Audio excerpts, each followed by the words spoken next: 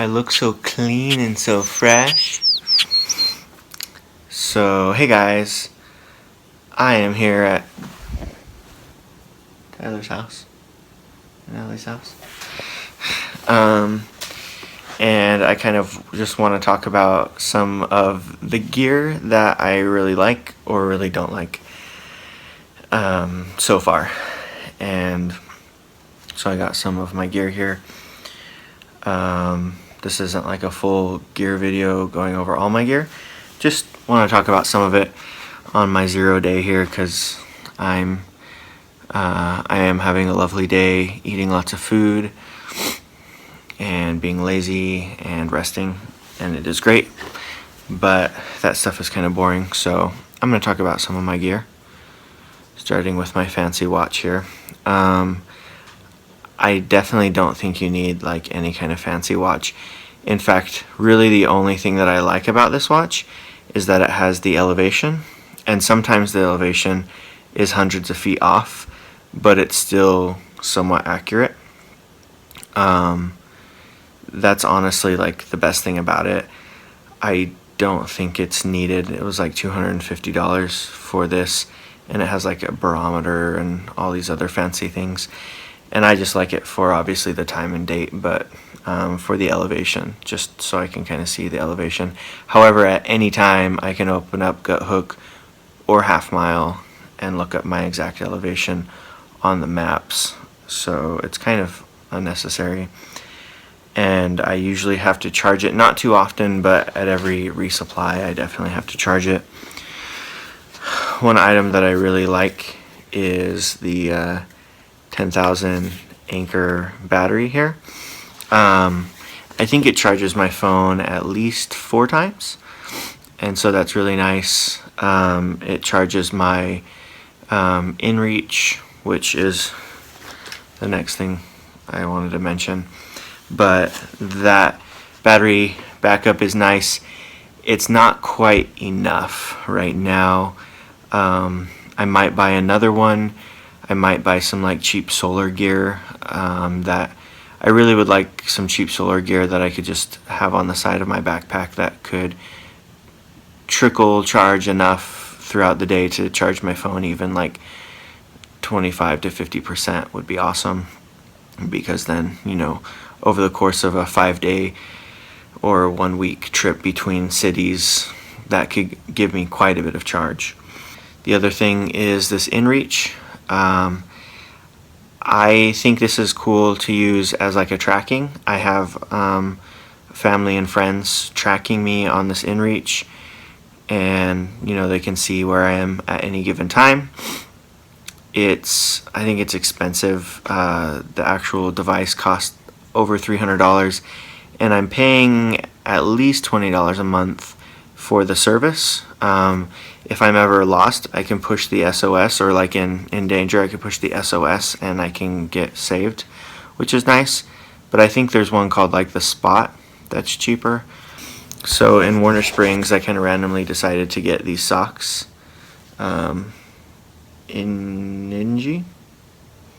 Anyways, the reason why a hiker would get toe socks is so that you don't get blisters between your toes. Luckily, I haven't had any blisters at all. I kind of got them anyways, and they already have holes in them. I mean, they've technically lasted a few 100 miles, which is good, but they haven't lasted very well, and so I went to REI today and got some better socks. So definitely don't recommend those. They've only lasted 2 weeks. I love my puffy. This is definitely one of my favorites. It's the ultra lightweight one, Patagonia, like the lightest puffy that they have. I got kind of the random color of like the light blue and silver because it was like $100 cheaper. Exact same product, but just the color that wasn't popular. But it was still like $150, I think. Love that thing. I use it every single day almost, just because it gets cold at night. My shoes are holding up fairly well. You can see that there's some usage right there. There's definitely some usage right there. I think I favor the left side right there. But in the middle it's still pretty good. After 350 miles, they're holding up fairly well. They're a little beat up right there. I'm kind of interested to see how long those last. I got my Gossamer Gear trekking poles. That one broke within the first 7 miles. Gossamer Gear was super nice in sending me a new one, so that was really cool. They're really lightweight. They work really well. I like to DIY it so that I have my little GoPro stand on it, so I can just put my GoPro on, and that's kind of how I do the shots, where I kind of hold it behind me, or I can just hold it out in front of me and talk to it like that, or do other shots around, or I can stab it into the ground and it'll be kind of like a tripod or a monopod. However, sometimes the mechanism for it to keep it extended loosens somehow. I don't know if it's from water, from heat, or cold, but it'll suddenly kind of just like go in, and then I have to like retighten it. So that kind of sucks. But it doesn't do that too often. So, and they are kind of expensive. They're like $100 per pole when it comes out to like tax and shipping. I'm starting to learn from other people that Z-Packs, which is what my backpack is, my sleeping bag is, and my tent is, and a bunch of other things, honestly. I'm basically a Z-Packs fanboy. I'm learning that that gear, it doesn't last as long because it's super lightweight. It should last my whole trip, but possibly only one whole large trip. If you look at my my backpack right here, you can already start to see quite a bit of beat up stuff right there. If that were to hit water, it would kind of seep in already. So I'm probably going to end up duct taping that before I head out again.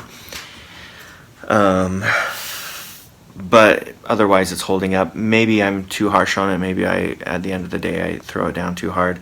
I feel like I don't, because my laptop's in it. I try to be safe, but one of my things that I hate the most so far on my trip, found one. This is Z-Packs ultra lightweight stakes for your tent, and they're really terrible. Do not get these. These might be good if you know exactly where you're camping and you know the ground is going to be mostly soft or easy to nail these in. So far in 3 weeks I've broken 4 of them, and not only that, but they've been a challenge to hammer into the ground. Z-Packs does warn you that they are lightweight and that you shouldn't hit them really hard with like rocks because they can break.